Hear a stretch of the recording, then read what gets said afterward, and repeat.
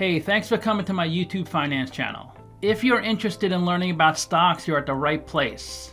If you're interested in learning about financial statements, how to dig into the income statement, balance sheet, and statement of cash flows, you're definitely at the right place. Our channel is geared for people getting into the stock market up through seasoned professionals. If you ask me what is a stock, I would say it represents your ownership in a company.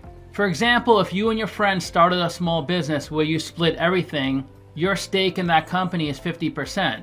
Now let's say you own 100 shares of Microsoft. I would say your stake in Microsoft is 0.000001%.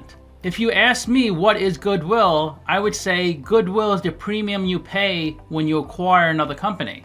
I started this channel in May 2020, and the reason I started it is because I was looking through YouTube videos. It was during COVID, so I was home a lot, not working, and I was trying to find videos that really dig deep into accounting and financial statement analysis, and it was really hard to find. To make matters worse, I found a lot of videos giving incorrect information. So that was my big motivation to start the channel. If you want to know a little about me, I'm from New York City. After college, I worked on Wall Street for 13 years in the bond market. Then I left that and started a math tutoring franchise in 2012.